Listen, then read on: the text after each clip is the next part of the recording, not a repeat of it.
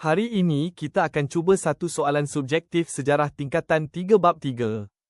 Topik kita ialah pentadbiran negeri-negeri Melayu bersekutu. Fokus soalan ini ialah faktor pembentukan negeri-negeri Melayu bersekutu atau NNMB. Cuba lihat, boleh tak jawab soalan ini untuk 4 markah? Set latihan ini sesuai untuk ulang kaji pantas sebelum ujian. Topik fokus ialah faktor pembentukan negeri-negeri Melayu bersekutu pada tahun 1896. Kata tugas utama dalam soalan ini ialah jelaskan. Maksudnya, pelajar perlu beri isi dan huraian ringkas. Sasaran kita ialah 4 markah, jadi pelajar perlu sediakan 4 isi yang jelas. Sekarang, kita lihat soalan.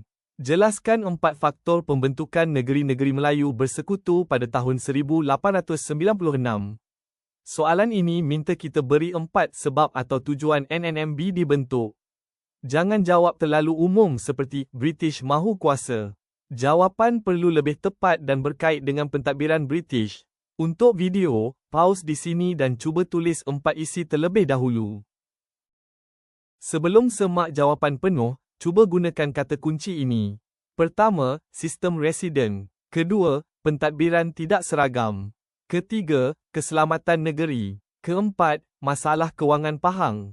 Ingat juga negeri yang terlibat, iaitu Perak, Selangor, Negeri Sembilan dan Pahang. Untuk 4 markah, satu isi biasanya bersamaan 1 markah. Tetapi, untuk jawapan yang lebih selamat, tulis isi bersama huraian ringkas. Sekarang kita semak model jawapan. British membentuk negeri-negeri Melayu bersekutu untuk mengatasi kelemahan sistem residen. Hal ini kerana residen tidak mempunyai garis panduan tugas yang jelas dan semakin berkuasa. Selain itu, British mahu menyeragamkan pentadbiran Perak, Selangor, Negeri Sembilan dan Pahang. Hal ini kerana setiap negeri mempunyai undang-undang dan cara pentadbiran sendiri. Pembentukan NNMB juga bertujuan menjamin keselamatan negeri melalui pentadbiran yang lebih tersusun. Akhir sekali, British ingin menangani masalah kewangan Pahang dengan bantuan negeri-negeri Melayu yang lebih kaya. Untuk semak markah, gunakan panduan ini. Isi pertama, mengatasi kelemahan sistem residen, 1 markah. Isi kedua, menyeragamkan pentadbiran, 1 markah. Isi ketiga, menjamin keselamatan negeri, 1 markah.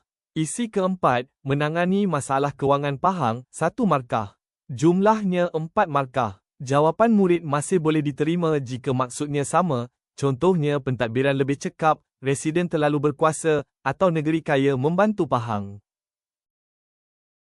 Untuk soalan, jelaskan, jangan hanya tulis 1 perkataan.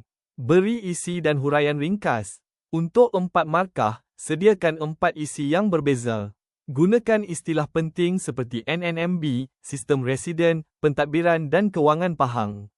Kesilapan biasa pelajar ialah mereka menjawab kesan NNMB, sedangkan soalan tanya faktor pembentukan.